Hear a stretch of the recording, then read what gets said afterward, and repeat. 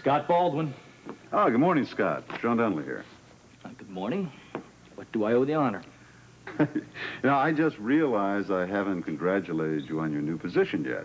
That's right, but that's not why you called. Correct. Actually, I'm calling about a Miss Jill Sechrist. Doesn't she work for Tiffany Hill? Yes, she does. As a matter of fact, she's over at my place right now. She came over to ask for Tiffany's help. So I got involved, too. Well, don't you know that rule about never volunteering for anything? Oh, I know the rule, all right, but under the circumstances, I'm sure you would have done the same. Look, I think you can help her more than me because you can actually do something for her. What did you have in mind? Well, as you know, she's scheduled to testify against a fellow by the name of Pitbull Decker. But she got a threatening phone call. They told her if she testified, she'd be killed. Well, that's bad news, intimidating a witness. Then I'm sure you'll agree. There are other ways to get this Decker character without endangering the life of a private citizen. So that's why I'm asking you to rescind the summons. No, it's a duty as a citizen to testify. Oh, come on, Scotty. I mean, you know that this phone call is just the first warning. Look, I can understand her concern. I'll tell you what I'm going to do about it. Tell Miss Sechrist not to worry. Tell her to stay at your place, and I'll send police protection over there right away.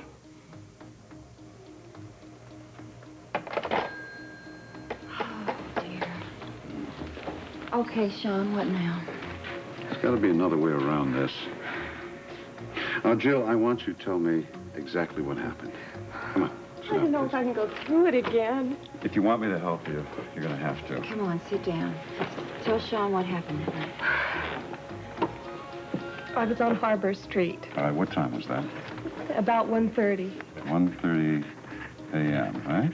Right. Now, what'd you see? A car pulled up, a man got out. The man they call Pitbull. Terrifying. What happened then? Then these four dangerous-looking guys appeared out of nowhere. Mm-hmm. They did something crazy. They rolled up their shirt sleeves. This guy Decker took a look, and he said, okay. Then what did the four guys do?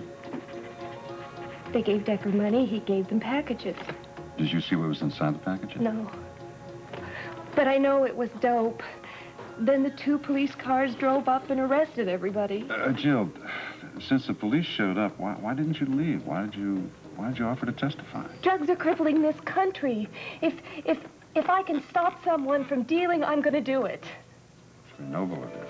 I feel it's my civic duty. All right, Jill, let's take it one more time from the actual transaction, huh? Okay. Well, they gave Decker the money. Mm-hmm. And he gave them the packages.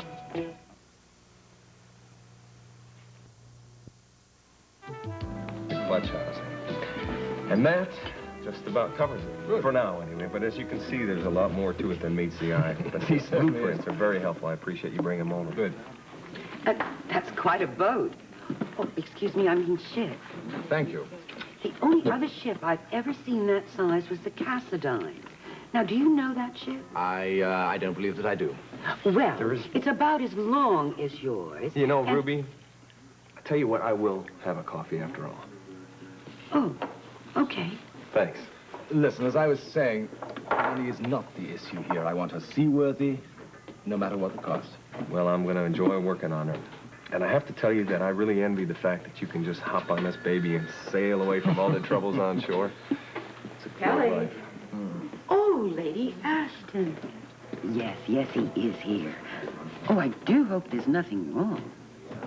Oh, yes, I'll get him right away. Excuse me. One area that I Lord Ashton, it's Lady Ashton on the phone, and she says there's nothing wrong. Why, thank you, Ruby. Yes. Oh, I'm sorry, I can't help it. He's gorgeous, and I love that accent. You know, Lady Ashton doesn't have the same accent. I didn't mean to alarm you, but I thought you'd want to know that Lila Quartermain called and invited us to dinner Thursday night. And you accepted? Yes, I did. She was so charming. I didn't know how to refuse. I hope that's all right. Oh, absolutely. No, I think you'll enjoy the Quartermains. Good. Listen, I'm feeling much better now. My headache's almost completely gone. Well, I'm very glad to hear that, but that doesn't mean that we should cancel General Hospital.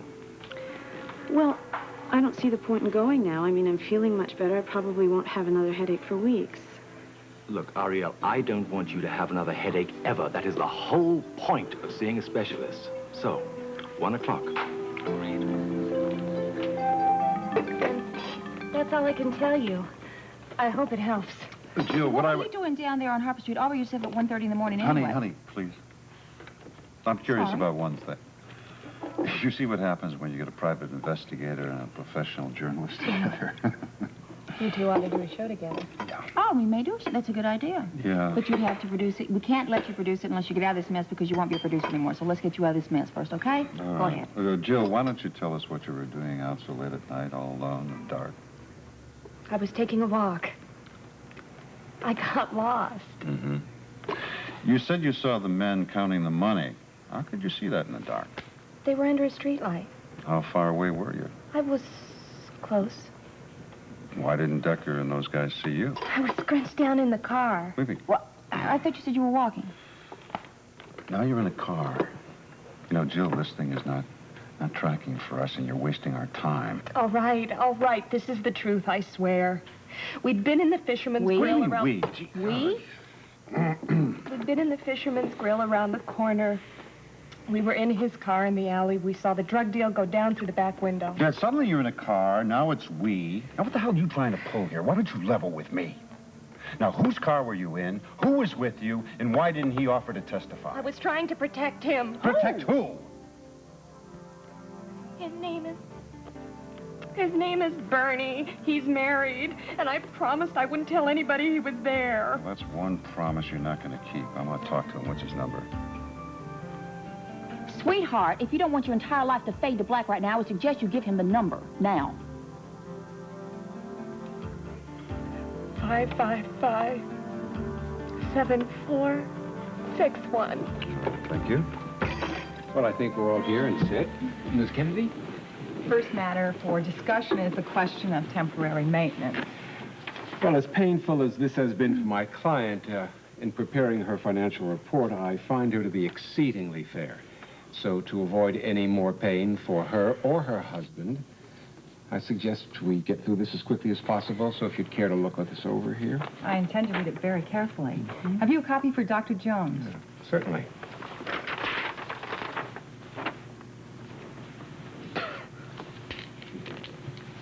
Do you call this fair?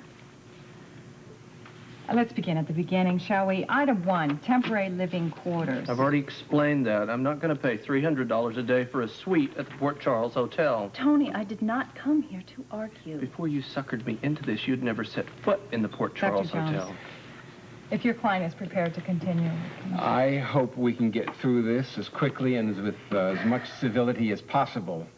I'm sure you did. However, items 1 through 5 are totally unacceptable. That includes housing, clothing allowance, a car.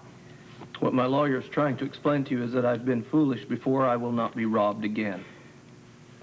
Mrs. Jones, may I ask you a question? And I have a couple of questions for you, too. Certainly. Mr. Jones, please. Before you and Dr. Jones were married, did you have a car? No. Where did you live? Well, I had a very, very lovely little apartment. It was a lovely little dump. I will not have you insult my client. Do you recall the rent on this lovely little apartment? Nor will I allow you to harass her either. I suggest that we all stay Well, calm. Mrs. Kennedy, how would you feel if your husband kicked you out of your house? My house. I am trying to keep this calm and not difficult. Great. I can help you out. Because if you'll check this statement out here that I've prepared for you, it will tell you exactly how much money you're going to get from me and not a penny more.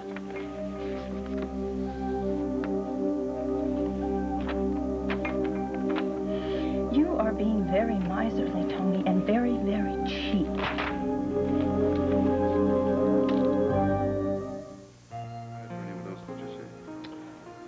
Bernie's never going to speak to me again. Would you stop it with this, Bertie? Come on now, let's get back to business now that Sean's kind of got this under control. I have got to get this interview with Lord and Lady Ashton. You know, I think it's going to be a great story. Yeah, well, that's what I thought about this Pitbull Decker thing. That's why I offered to testify in the first place.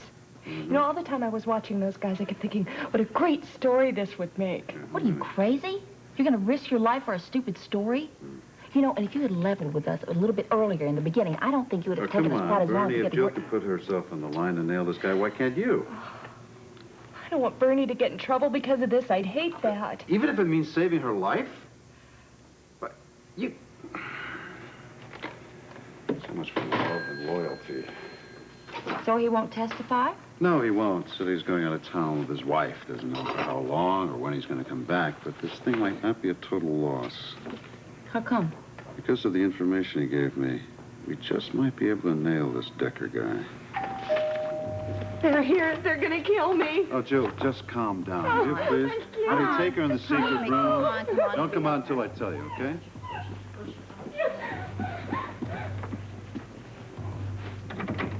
Yeah. Scott Baldwin said that. I'm John Chapman. Hi, John. Long time How no you doing? see. Come on in. I think the last time I saw you was at the Arts Festival. Right. I'm here to protect the witness. Yeah. Ladies, you can come out now. Scotty's as good as his word. Jill, I want you to meet your protection. This is Detective John Chapman. This is Jill Seacrest. Hi. Good. No offense, Detective Chapman. Do you think this guy's going to be enough to protect you? Come on. At least we know she's going to be safe, right? Jill, I want you to stay here with Tiffany and Detective Chapman. Where are you going? Where are you going? Be back. Never mind where I'm going. Would you be careful? I don't believe this. Well, you should believe it. You've got enough clothes to dress the nation. Tony, how many times do I have to tell you? A decent wardrobe is vital to my position. I have to have an appropriate apartment also to entertain prospective donors. Now, if you don't believe me, you just ask Amanda Barrington. Stop dropping names. Nobody's listening to them here, and I'm not going to buy you a fashionable wardrobe any more than I'm going to buy a suite in a hotel well, fine, for then you. pay for your own apartment because, you know, you're the one that moved out. I didn't. And if you remember correctly, I don't want this divorce. You want this damn divorce. I remember the dump that you lived in when we met. Oh, and believe me, with what I'm going to give you, you can go back to it because you're used to cheap circumstances. Cheap? Wait a minute. You want to talk about cheap? You were shacked up with that witch, Bobby Meyer. I can't believe you. Yeah. I have patience to see. Fine. That's the deal. That's Fine. it. Not a penny more. I'm out of here. All right. When the three of us get through this,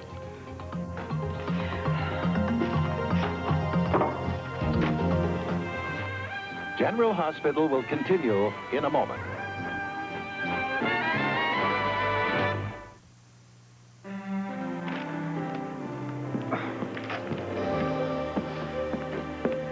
Lord Ashton?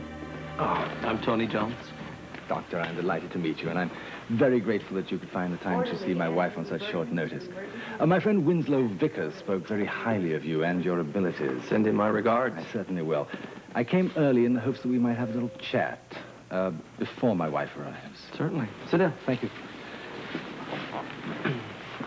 My wife is a very sensitive young woman. I think that she would be upset if I were to say certain things to you in front of her, but there are some things of which I think you should be aware if you're going to diagnose her properly. Now, do you mean medically or emotionally? Well, a bit of both, I suppose. You see, there's something dark and rather troubling in my wife's past. I confess to you that I don't really know what it is. But whatever it is, she's tried very, very hard to forget it, and in the attempt, she did try to take her own life. This is how we met. I see. She quite literally tried to throw herself from a bridge. I was able to stop her.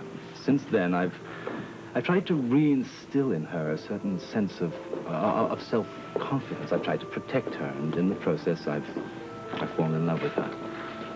My wife is my world. Perhaps you understand me, Doctor. Yes, I do. You're very fortunate. Now, I realize that I can't make the world perfect for her. But I would give my life if I could take away some of the crippling pain that she feels when these headaches arrive. Oh, here she is now. Darling, this is Tony Jones. Dr. Jones, my wife, Lady Ashton. How do you do, Lady Ashton? Well, Doctor, I understand I'm here, so you can tell me that. Well, if you're ready, we'll go to my office. Okay. I'll be waiting right here, darling.